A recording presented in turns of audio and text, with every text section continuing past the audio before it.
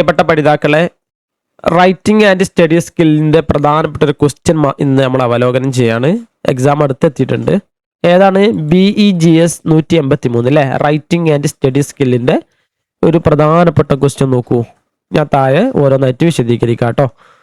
മൂന്നാമത്തെ ക്വസ്റ്റ്യനാണ് നമ്മൾ എന്ത് ചെയ്യുന്നത് വിശദീകരിക്കാൻ വേണ്ടിയിട്ട് പോകുന്നത്. എന്താണ് ഈ ഒരു എക്സാമിന് അല്ലെങ്കിൽ ഈ ഒരു പാഠവുമായി ബന്ധപ്പെട്ട് നോക്കുന്ന സമയത്ത് വ്യത്യസ്ത സമയങ്ങളുള്ള എക്സാമിന് ചോദിക്കാൻ ചാൻസ് ഉള്ള ഒരു പ്രധാനപ്പെട്ട ക്വസ്റ്റ്യൻ ആണ്. Why is it important to edit or proof read your writing അല്ലേ?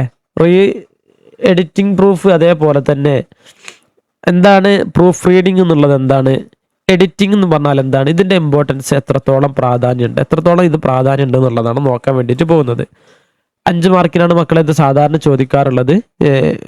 5 പോയിന്റ് കൊടുത്തു, 5 വിഷയം തന്നിട്ട് അതിലേതെങ്കിലും 3 ആൻസർ ചെയ്യാന്നൊക്കെ പറയുമല്ലോ. അതേപോലെ തന്നെ ഇവിടെ കൊടുത്തതുപോലെ അതേപോലെ ഓരോ ക്വസ്റ്റ്യൻ നോക്കുന്ന സമയത്ത് എന്ത് ചെയ്യുന്നുണ്ട്, ഇതിവിടെ ഈ ഒരു ക്വസ്റ്റ്യൻ എന്ന് പറഞ്ഞാൽ 2025 ജൂണിൽ ചോദിച്ച ചോദ്യമാണ്. അതിനകത്ത് എന്ത് ചെയ്തിട്ടുണ്ട്, ഈ ഒരു ക്വസ്റ്റ്യൻ വന്നിട്ടുണ്ട്.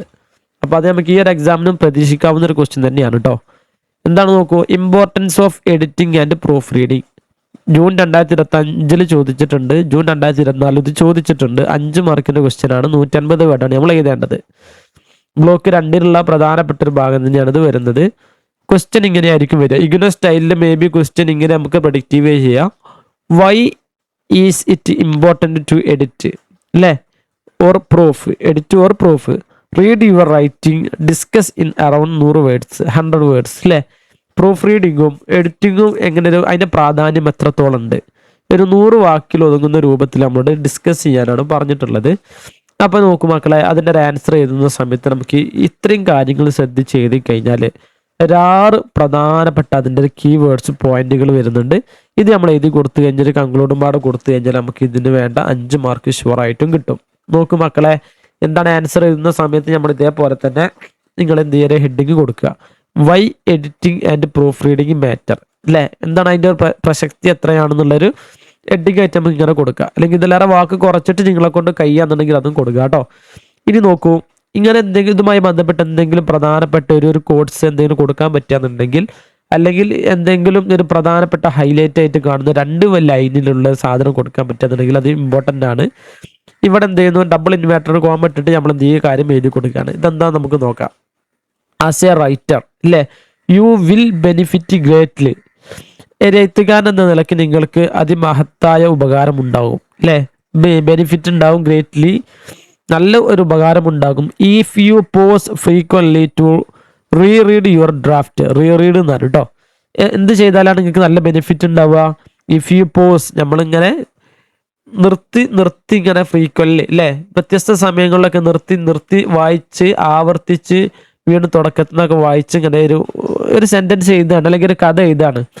നമ്മളെന്താണ് എഴുതുന്നത്, ഒരു എസ്സേ എഴുതുകയെന്നുണ്ടെങ്കിൽ അതെന്ത് ഒറ്റയടിക്കാൻ എഴുതി പോവാതെ നമ്മൾ ആദ്യം കുറച്ച് എഴുതി നിർത്തി ആലോചിച്ചു, വീണ്ടും തുടക്കം ഒന്നുപാട് ആലോചിച്ചിട്ടുണ്ട്, അങ്ങനെ ഫ്രീക്വൻലി പോസ് ചെയ്ത് നിർത്തി ആലോചിച്ച് ഇങ്ങനെ പോവാന്നുണ്ടെങ്കിൽ നമുക്ക് എന്ത് ചെയ്യും, അതിൽ നിന്ന് നല്ല ആശയങ്ങൾ ഉണ്ടാകുന്നുള്ളതാണ്.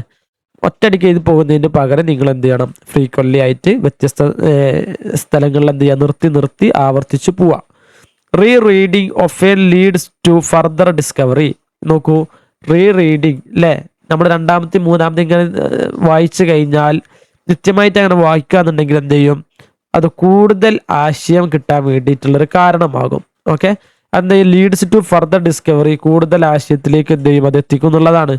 You may odd an example. നമ്മൾ എന്ത് ചെയ്യും, ചിലപ്പോൾ നമുക്ക് തോന്നുകയാണ് ഇവിടെ ഒരു എക്സാമ്പിൾ ആഡ് ചെയ്ത് കൊടുക്കുക അല്ലേ, ഫോർ എക്സാമ്പിൾ എന്ന് പറഞ്ഞിട്ട് അങ്ങനെ ആഡ് ചെയ്ത് കൊടുക്കുക. ചൂസ് ഡിഫറെൻറ്റ് വെക്കാബുലറീസ് അല്ലേ, നമുക്ക് എന്ത് ചെയ്യാൻ പറ്റും അവിടെ, ഇതിന് പകരം നമുക്ക് വേറൊരു പദം കൊടുക്കുക. ഇത് ഇവിടേക്ക് സൂട്ടാകുന്നില്ല, നമുക്ക് ഇതിന് മുമ്പ് ഉപയോഗിച്ച വേർഡ് വേറെ ആയതുകൊണ്ട് ഇത് ഇവിടേക്ക് സൂട്ടാവില്ല എന്ന് പറഞ്ഞിട്ട് അങ്ങനെ ചെയ്ത് കൊടുക്കുക. ആഡ് ഓർ സബ്സ്ട്രാക്ട് ഐഡിയാസിൽ വേറെ എന്തെങ്കിലും ഐഡിയകളൊക്കെ ആഡ് ചെയ്യാനും എന്തെങ്കിലും റിമൂവ് ചെയ്യാനുണ്ടെങ്കിലും എഡിറ്റ് ചെയ്യാനൊക്കെ ഉണ്ടെങ്കിൽ എന്ത് ചെയ്യാൻ പറ്റും, നമുക്ക് ഈ ഒരു റീഡിങ്ങിലൂടെ നമുക്ക് മനസ്സിലാവും. അപ്പോൾ ഈ ഒരു കാര്യം നിങ്ങൾ എന്ത് ചെയ്യുക, അവിടെ എഴുതി കൊടുക്കുക.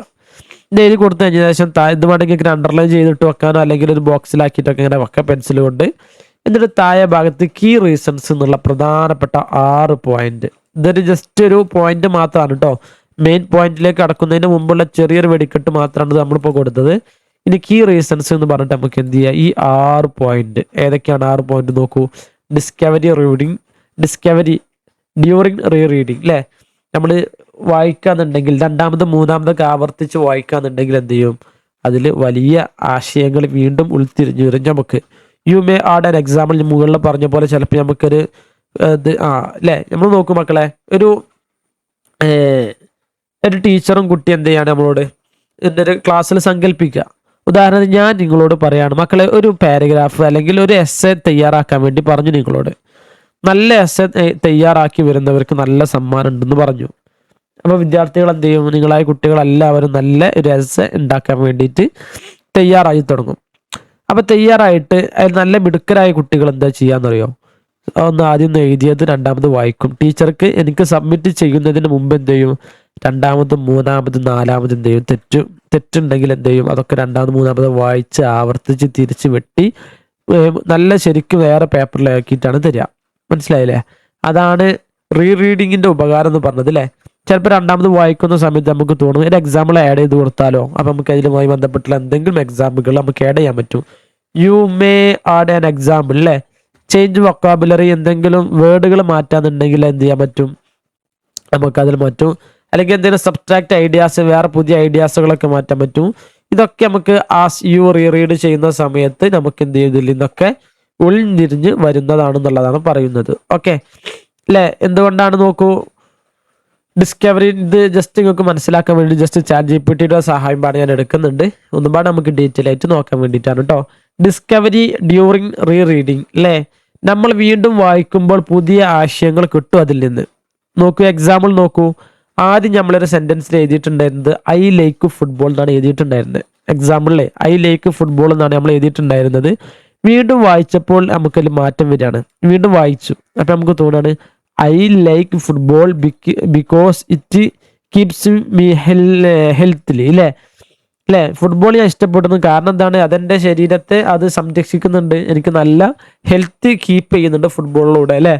അപ്പോൾ ഇത് രണ്ടും നോക്ക്, നല്ല മാറ്റമുണ്ട്. ആദ്യം നമ്മൾ രണ്ടും സെയിം മീനിങ് ആണ് വരുന്നത്, സെയിം തന്നെയാണ് ഒക്കെ വരുന്നത്. പക്ഷെ രണ്ടിനും രണ്ടാമത്തെ വേർഡിന് അർത്ഥം കുറച്ച് കൂടുതലുണ്ട്, അതിന് കുറച്ച് മാർക്ക് കൂടാനും ചാൻസ് ഉണ്ട് രണ്ടാമത്തേന് അല്ലേ.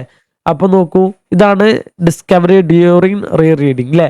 പുതിയ ആശയങ്ങൾ അതിൽ നിന്ന് എന്ത് ചെയ്യും, ഉൾത്തിരിഞ്ഞു വരുന്നുള്ളതാണ് പറഞ്ഞത്. രണ്ടാമത്തെ നോക്കൂ, രണ്ടാമത്തെ പോയിന്റ് എന്താണ് ഇതിൽ പറയുന്നത്, റീ തിങ്കിങ് ആൻഡ് റിവൈസിങ്. എന്താണ് റീ തിങ്കിങ് ആൻഡ് റിവൈസിങ് എന്ന് പറഞ്ഞാൽ, റീ തിങ്കിങ് എന്ന് പറഞ്ഞാൽ ചിലപ്പോൾ ഒരു ശരിയായി സെന്റൻസ് ശരിയായി തോന്നില്ല, അഥവാ നമ്മൾ ആവർത്തിച്ച് നോക്കുക, അല്ലെങ്കിൽ രണ്ടാമത് ചിന്തിക്കുക, അല്ലെങ്കിൽ രണ്ടാമത് റിവിഷൻ എടുത്ത് നോക്കുക. ഇങ്ങനെ ചെയ്യുന്ന സമയത്ത് ഈ സെന്റൻസ് റെഡി ആയിട്ടില്ല അല്ലേ, ഇത് മാറ്റിയാലോ, ഇത് മാറ്റാന്നുണ്ടെങ്കിൽ ഒന്നുപാടെ ഒന്ന് നല്ലതായി തോന്നും നമുക്ക് അല്ലേ.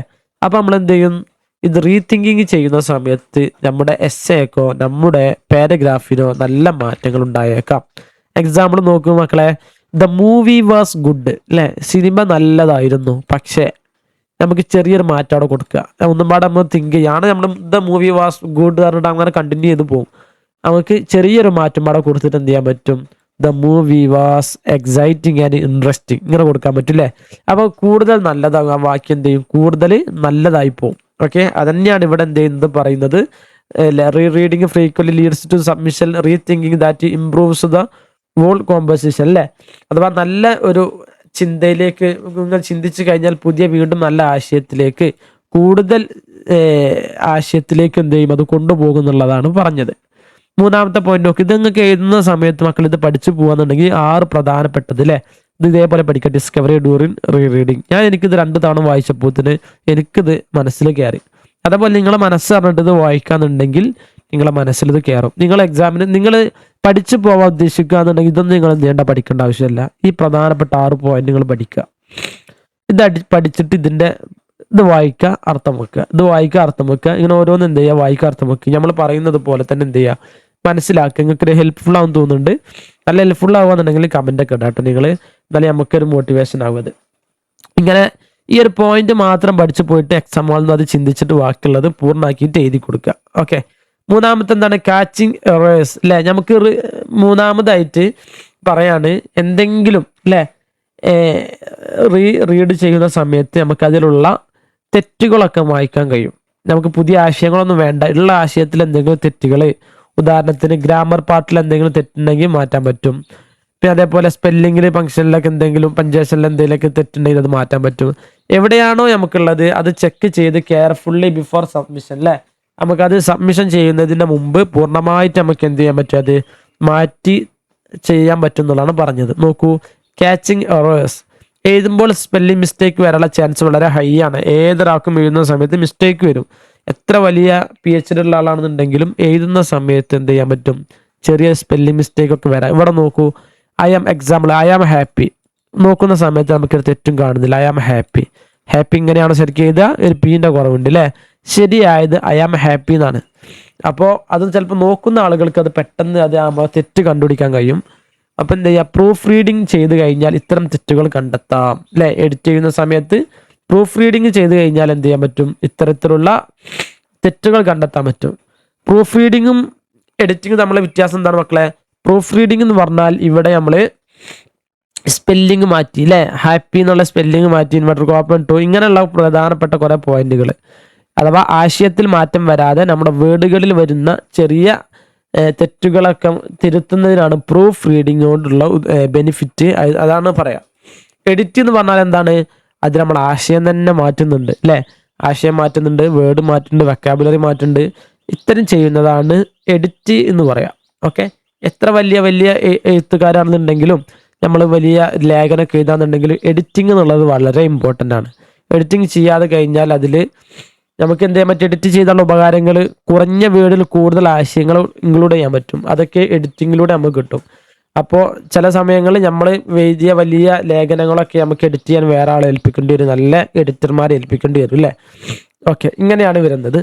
പിന്നെയോ അടുത്ത ക്വസ്റ്റ്യൻ, അടുത്ത 4ാമത്തെ പോയിന്റ് എന്താണ്? അപ്പോൾ 3 പോയിന്റ് നമ്മൾ പഠിച്ചിട്ട് മക്കളെ. Discovery during reading, rethinking and revising നമ്മൾ പഠിച്ചു അല്ലേ. ഡിസ്കവറി ഡ്യൂറിങ് റീഡിങ് എന്ന് പറഞ്ഞാൽ എഴുത്തിൻ്റെ ഇടയിൽ നമ്മൾ ചിന്തിച്ച് നമ്മൾ എന്ത് ചെയ്യുക, 2ാമതും 3ാമതൊക്കെ വായിച്ചു കഴിഞ്ഞാൽ പുതിയ ആശയങ്ങളിലേക്ക് നമ്മൾ എത്തിക്കും. റീതിങ്കിങ് ആൻഡ് റിവൈസിങ് അല്ലേ, വീണ്ടും അതേപോലെ തന്നെ 2ാമത് നമ്മൾ ആവർത്തിച്ച് ചിന്തിച്ച് കഴിഞ്ഞാൽ നമ്മുടെ ആശയങ്ങൾക്ക് ഒന്നുപാടെ കൂടുതലായിട്ടുള്ള പ്രോഗ്രസ് ഉണ്ടാകും. ക്യാച്ചിങ് എറേഴ്സ്, എന്തെങ്കിലും തെറ്റുകൾ ഉണ്ടെങ്കിൽ അതിലൊക്കെയുള്ള തെറ്റുകൾ നമുക്ക് മായ്ക്കാൻ കഴിയും. അടുത്ത നോക്കൂ, ഔട്ട്സൈഡ് പെർസ്പെക്റ്റീവ് അല്ലേ. എന്താണ്? I mean someone is read your draft give you another perspective you may be missing അല്ലേ. പുറത്തുള്ള ഒരാൾക്ക് കൊടുക്കാന്നുണ്ടെങ്കിൽ നമ്മളല്ല, നമ്മളെ ചങ്ങായിമാർക്കോ ടീച്ചർമാർക്കോ ആർക്കെങ്കിലും പുറത്തുള്ള ഒരു ഫ്രണ്ടിന് നമ്മളെ ഈ എസ്സേ കൊടുക്കാന്നുണ്ടെങ്കിൽ അവർക്ക് എന്ത് ചെയ്യാൻ പറ്റും അല്ലേ, എന്തെങ്കിലും മിസ്സായിട്ടുണ്ടെങ്കിലോ പുറത്തുനിന്ന് വായിക്കുന്ന ഒരാൾക്ക് എന്തെങ്കിലും അത് തോന്നിക്കഴിഞ്ഞാൽ അവർക്കത് പെട്ടെന്ന് മനസ്സിലാവും. നമ്മുടെ സുഹൃത്തിനോ ടീച്ചറോ വായിക്കാൻ കൊടുത്താൽ അവർ പുതിയ അഭിപ്രായങ്ങൾ പറയും. ഇവിടെ ഇങ്ങനെ മാറ്റാം, ഇവിടെ ഇതിനെക്കാട്ടും തോന്നുന്നു എനിക്ക് ഇതാണ് നല്ലത്, ഇതൊരു സ്റ്റാൻഡേർഡ് തോന്നുന്നില്ല, ഇങ്ങനെയൊക്കെ പറഞ്ഞിട്ട് അവരെന്ത് ചെയ്യും, നമുക്ക് പറഞ്ഞുതരും. എക്സാമ്പിൾ നോക്കൂ, ഇവിടെ ഒരു എക്സാമ്പിൾ കൂടി ചേർക്കാമായിരുന്നു. നമ്മൾ ടീച്ചർക്കാണ് കൊടുത്തെങ്കിൽ എന്ത് ചെയ്യും, ടീച്ചർ പറയും ഇവിടെ ഇതൊരു കാര്യം പറഞ്ഞല്ലോ, ഇവിടെ നമുക്ക് വേണമെങ്കിൽ എക്സാമ്പിളും പാടെ ചേർത്ത് കൊടുത്താൽ പെട്ടെന്ന് വായിക്കുന്നവർക്ക് പെട്ടെന്ന് മനസ്സിലാകും അല്ലേ. മറ്റുള്ളവരുടെ അഭിപ്രായം നമ്മുടെ റൈറ്റിംഗ് മെച്ചപ്പെടുത്തും. അതാണ് ഔട്ട്സൈഡ് പെർസ്പെക്റ്റീവ് എന്നുകൊണ്ട് ഉദ്ദേശിക്കുന്നത് കേട്ടോ. മക്കളെ അപ്പോൾ എല്ലാവർക്കും മനസ്സിലായിട്ടുണ്ടെന്ന് വിചാരിക്കുന്നു. അടുത്തെന്താണ്? റിഫ്ലക്റ്റീവ് ക്വസ്റ്റ്യനിങ് അല്ലേ. എന്താണ് ഇവിടെ 5ാമത്തെ പോയിന്റ് അതാണ് അല്ലേ. എന്താണ്? എഴുതി കഴിഞ്ഞാൽ നമ്മളോട് തന്നെ ചില ചോദ്യങ്ങൾ ചോദിക്കുക അല്ലേ. Ask is my essay is interesting, നമ്മളോട് തന്നെ എന്ത് ചെയ്യുക, ചോദിക്കുക അല്ലേ. ഇത് ഉഷാറായിട്ടുണ്ടോ, ഇത് ക്ലിയർ ആണോ, അതേപോലെ തന്നെ പാരഗ്രാഫൊക്കെ ഓക്കെ ആണോ, എക്സാമ്പിൾ ഇനി വല്ലതും ആഡ് ചെയ്യണോ, ഈ കാര്യങ്ങൾ അല്ലേ. എൻ്റെ എസ്സേ ഇൻട്രസ്റ്റിംഗ് ആണോ, നമ്മളോട് തന്നെ നമ്മൾ ചോദിക്കുക, കുറച്ച് ക്വസ്റ്റ്യനിങ് ചോദിക്കുക അല്ലേ. നമ്മളോട് തന്നെ റിഫ്ലക്ട് ചെയ്യുന്ന രൂപത്തിൽ എൻ്റെ എസ്സേ ഇപ്പോൾ റെഡി ആണോ, എന്തെങ്കിലും മാറ്റമുണ്ടോ, നമ്മളോട് ചോദിക്കുന്നു. എല്ലാവർക്കും മനസ്സിലാകും. ഞാൻ ഇപ്പോൾ എഴുതിയത് എല്ലാവർക്കും മനസ്സിലാവും. ചെറിയ കുട്ടികൾക്കും വലിയവർക്കൊക്കെ ഞാൻ പറയുന്നത് കൊണ്ട് മനസ്സിലാവുന്നുണ്ടോ, ഇങ്ങനെയൊക്കെ നമ്മൾ എന്ത് ചെയ്യാൻ ചിന്തിക്കുക. ഇനി വേറെ എന്തെങ്കിലും എക്സാമ്പിൾ ചേർക്കണം, ഇതിൽ എക്സാമ്പിൾ ചേർത്ത് കഴിഞ്ഞാൽ ബോറാവുമോ, ഇവിടെ ഒരു എക്സാമ്പിൾ വേണമെങ്കിൽ ചേർക്കാം അല്ലേ. ആ എക്സാമ്പിൾ കട ചേർത്ത് കൊടുക്കുക.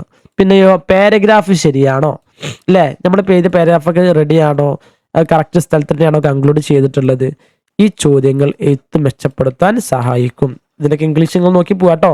Ask is my essay interesting, എൻ്റെ എസ്സേ അടിപൊളിയാണോ, ഇൻട്രസ്റ്റിംഗ് ആണോ അല്ലേ. Will it be clear to me my reader, എന്താ പറയുന്നത്, will it be clear to my reader അല്ലേ. എൻ്റെ എസ്സേ വായിക്കുന്ന ആളുകൾക്ക് ഇത് മനസ്സിലാകുമോ, എന്തെങ്കിലും മാറ്റം വരുത്തണോ. നമ്മളെ നെഫ്സിനോട് തന്നെ ചോദിക്കുക, നമ്മൾ ആത്മാവിനോട് ചോദിക്കുക. ഈസ് ദ പാരഗ്രാഫിംഗ് അഡക്വേറ്റ്, അഥവാ നമ്മളിപ്പോൾ കൊടുത്ത പാരഗ്രാഫൊക്കെ അതിൻ്റെ കറക്റ്റ് സമയത്ത് തന്നെയാണോ, കറക്റ്റ് തന്നെ ആയിട്ടാണോ കൊടുത്തിട്ടുള്ളത്. What examples can I add? വേറെ എന്തെങ്കിലും എക്സാമ്പിൾ ഞാൻ ആഡ് ചെയ്യേണ്ടതുണ്ടോ? ഇതാണ് അതിനെന്ത് ചെയ്യുന്നത് പറയുന്നത്. അപ്പം 5 പോയിന്റ് മക്കളെ നമ്മൾ പഠിച്ചു. Discovery during the reading, rethinking and revising, catching errors, outside perspective, reflective questioning അല്ലേ? ഇത്ര പ്രധാനപ്പെട്ട 5 പോയിന്റുകൾ നമ്മൾ ഇതിനകത്ത് പഠിച്ചു. ഇനി നോക്കും മക്കളെ, ഇതുമ്പാട് നിങ്ങൾ പഠിക്കണം കേട്ടോ. ഫൈനൽ എന്താണ്? ഫോർമാറ്റിംഗ് എന്താണ്? Proof read the final draft a couple of time അല്ലേ, and check that it is formatted appropriately. അഥവാ ഇതിൽ പറയുന്നത് എന്താണ്? 5ാമത്തത് കഴിഞ്ഞ 6ാമത്താണ് ഏറ്റവും ഫൈനൽ സ്റ്റേജ് എന്ന് പറയുന്നത്. അവസാനം ഒരിക്കൽ കൂടി വായിച്ചെല്ലാം ശരിയാണെന്ന് നോക്കി നമ്മൾ. അഥവാ ടൈറ്റിലുണ്ടോ, പാരഗ്രാഫ് ശരിയാണോ, ഫുൾ സ്റ്റോപ്പ് കോമ ശരിയാണോ, നീറ്റ് ആയിട്ടുണ്ടോ, അവസാനമായി എല്ലാം ഒന്നും പാടെ നിങ്ങൾ ചെക്ക് ചെയ്യുക എന്നുള്ളതാണ്. Final draft couple of time അല്ലേ, ചെറിയൊരു സമയം എടുത്തിട്ട് എന്ത് ചെയ്യുക, നമ്മളിത് മൊത്തം എന്ത് ചെയ്യുക, ചെക്ക് ചെയ്യുക. നേരത്തെ പറഞ്ഞതുപോലെ തന്നെ ടൈറ്റിലുണ്ടോ, പാരഗ്രാഫ് ശരിയാണോ, ഫുൾ സ്റ്റോപ്പ് ഉണ്ടോ, കോമൺ ഉണ്ടോ, നീറ്റ് ആയിട്ടുണ്ടോ, ഇങ്ങനെ ഓരോന്ന് നിങ്ങൾ എന്ത് ചെയ്യുക, സെറ്റ് ചെയ്ത് വായിക്കുക എന്നുള്ളതാണ്. അപ്പോൾ നമ്മളെ എസ്സെ അടിപൊളിയാവും. അപ്പം നല്ലൊരു എസ്സെ കഥ എഴുതുന്ന സമയത്ത് തീർച്ചയായിട്ടും ഈ 6 കണ്ടന്റ് നമ്മൾ ഇൻക്ലൂഡ് ചെയ്ത് കഴിഞ്ഞാൽ നമ്മുടെ ഏത് എക്സാം എഴുതാന്ന് കേട്ടോ. നിങ്ങളൊരു എക്സാമിന് 20 മാർക്കിൻ്റെ എസ്സെ എഴുതാണ്. 20 മാർക്കിൻ്റെ എസ്സെ എഴുതുന്ന സമയത്ത് നിങ്ങൾ എന്ത് ചെയ്യണം? ഈ പ്രധാനപ്പെട്ട 6 പോയിന്റുകൾ നിങ്ങൾ എന്ത് ചെയ്യണം? ഉറപ്പുവരുത്തണം. എന്നിട്ട് മാത്രമേ നിങ്ങളെ സബ്മിറ്റ് ചെയ്യാൻ പറ്റുള്ളൂ. അതാണ് പറഞ്ഞത്. ഇനി അവസാനം നമ്മൾക്ക് എന്ത് ചെയ്യുക? ഇങ്ങനെ ഒരു കൺക്ലൂഷനും പാടെ കൊടുക്കുക അല്ലേ. ഒരു ഓപ്ഷണൽ പോളിഷ് അല്ല എന്നാണ് പറയുന്നത്. Editing and proofreading are not a optional polish അല്ലേ. വേണമെങ്കിൽ ചെയ്യുക, വേണ്ടെങ്കിൽ ഇത് ഈ കാര്യങ്ങളൊക്കെ വേണമെങ്കിൽ ചെയ്താൽ മതി. നമ്മൾ വേണമെങ്കിൽ ചെയ്താൽ മതി എന്നാണെങ്കിൽ നമ്മളെ വായിക്കുന്ന ആളുകൾ തീരെ മാർക്ക് ഇട്ട് തരൂല. സ്പെല്ലിംഗ് മിസ്റ്റേക്കുകൾ ഉണ്ടാവും, ആശയങ്ങൾ കുറവുണ്ടാവും, എക്സാമ്പിളുകൾ കുറവുണ്ടാവും. അപ്പോൾ ഇത് വളരെ ഓപ്ഷണൽ അല്ല. പോളിഷിംഗ് എന്ന് പറഞ്ഞു കഴിഞ്ഞാൽ വളരെ ഇമ്പോർട്ടൻ്റ് ആണ്. ആശയം കിട്ടും, ചെറിയ ആശയം കിട്ടാൻ നോക്കുന്ന ആളുകൾക്ക് അല്ലേ. വലിയ ആശയങ്ങൾ കിട്ടണമെങ്കിൽ പോളിഷ് ചെയ്യണം. നമ്മൾ എഴുതിയതിനെ എന്ത് ചെയ്യണം? പോളിഷ് ചെയ്യണം എന്നുള്ളത് തന്നെയാണ്. പിന്നിട്ട് എന്ത് ചെയ്യാം? They are integral stage of the writing process that run raw draft into a clear effective pieces അല്ലേ. അഥവാ റോ ആയിട്ട് കിടക്കുന്ന ഒരു ഡ്രാഫ്റ്റ് ആയ ഫയലിൽ നമുക്കല്ല ക്ലിയർ ആയിട്ട് കിട്ടും എന്നുള്ളതാണ് പറയുന്നത്. അപ്പോൾ proofreading is very important. That is not an optional polish അല്ലേ. അതെന്തല്ല, ഒരു ഓപ്ഷണൽ ആയിട്ടുള്ള പോളിഷ് അല്ല എന്നുള്ളത് നമ്മളവിടെ പ്രസക്തി ചെയ്ത് നമ്മൾ എന്ത് ചെയ്യണം? അവിടെ കൊടുക്കുകയാണ്. അപ്പം മക്കളെ, ഇത് വളരെ ഇമ്പോർട്ടൻ്റ് ആണ്. ഞാൻ പറഞ്ഞതിൽ വായിച്ചതിൽ എന്തെങ്കിലും തെറ്റുകളൊക്കെ ഉണ്ടെങ്കിൽ നിങ്ങൾ എന്ത് ചെയ്യുക? അത് താഴെ കമൻറ്റ് ബോക്സിലായിട്ടൊക്കെ നിങ്ങൾ നിങ്ങളുടെ അഭിപ്രായങ്ങൾ രേഖപ്പെടുത്തുക. ഈ ഒരു ക്ലാസ് ഉപകാരപ്പെട്ടിട്ടുണ്ടെന്നുണ്ടെങ്കിൽ നിങ്ങൾ എന്ത് ചെയ്യുക? തീർച്ചയായിട്ടും നമ്മുടെ ചാനലൊക്കെ സബ്സ്ക്രൈബ് ചെയ്യുക, കമൻറ്റ് ബോക്സിൽ അറിയിക്കുക. ഈ ഒരു PDF നിങ്ങൾക്ക് ആവശ്യമുണ്ടെന്നുണ്ടെങ്കിൽ കേട്ടോ, ഈ PDF ആവശ്യമുണ്ടെങ്കിൽ നിങ്ങൾ തീർച്ചയായിട്ടും ഞങ്ങളുമായിട്ട് കോൺടാക്ട് ചെയ്യണം. വാട്സപ്പിൽ ഞാൻ അയച്ച് തരാം. എങ്ങനെയാണ് നിങ്ങൾ എന്ത് ചെയ്യേണ്ടത് എന്നുള്ളതൊക്കെ വാട്സപ്പ് നമ്പർ കൊടുക്കുന്നുണ്ട്. അത് പ്രകാരം നിങ്ങൾ വന്നു കഴിഞ്ഞാൽ നിങ്ങൾക്ക് ഈ PDF ഇവിടുന്ന് അയച്ചു തരുന്നതാണ് കേട്ടോ. മക്കളെ, ഇനി പരീക്ഷയ്ക്ക് അടുത്തെത്തിയിട്ടുണ്ട്. ഈ ഒരു 14 ക്വസ്റ്റ്യൻസ് വളരെ ഇമ്പോർട്ടൻ്റ് ആണ്. ഇത് നോക്കാതെ പരീക്ഷയ്ക്ക് നിങ്ങൾ പോവരുത്. ഓക്കെ. ക്രിട്ടിക്കൽ റീഡർ സ്ട്രാറ്റജീസ് എന്നുള്ള കഴിഞ്ഞ ക്ലാസ്സിൽ നമ്മൾ കഴിഞ്ഞ വീഡിയോയിൽ പറഞ്ഞിട്ടുണ്ട്. നമ്മളിപ്പോൾ പറഞ്ഞത് 2ാമത്തെ 3ാമത്തെ question editing, proof reading, writing അല്ലേ. ഈ ഒരു പ്രധാനപ്പെട്ട കാര്യം നിങ്ങൾ എന്ത് ചെയ്യരുത്? മറക്കരുത്. ഇത് നോക്കിയിട്ട് വേണം എക്സാമിന് വേണ്ടിയിട്ട് പോവാൻ. ഓക്കെ. പുതിയൊരു കണ്ടന്റുമായിട്ട് വീണ്ടും കാണാം. ഇതുവരെ നമ്മുടെ ചാനലിലൊന്നും ജോയിൻ ആയിട്ടില്ലെങ്കിൽ താഴെ വാട്സപ്പ് കമ്മ്യൂണിറ്റി ക്രിയേറ്റ് ചെയ്തിട്ടുണ്ട്. ഫ്രീ ആയിട്ട് കിട്ടുന്ന ക്ലാസ്സുകൾ, അപ്ഡേറ്റുകൾ, നോട്ട്സുകളൊക്കെ അതിനകത്ത് നമ്മൾ ഷെയർ ആക്കലുണ്ട്. ഡിസ്ക്രിപ്ഷനിൽ ഞാൻ അതിൻ്റെ ഡിസ്ക്രിപ്ഷനിലും കമൻറ്റ് ബോക്സിലൊക്കെ ലിങ്ക് കൊടുത്തിട്ടുണ്ട്. നിങ്ങൾ ഗ്രൂപ്പിലൊക്കെ ജോയിൻ ആവുക കേട്ടോ. പുതിയൊരു കണ്ടന്റുമായിട്ട് വീണ്ടും കാണാം. Okay, thank you.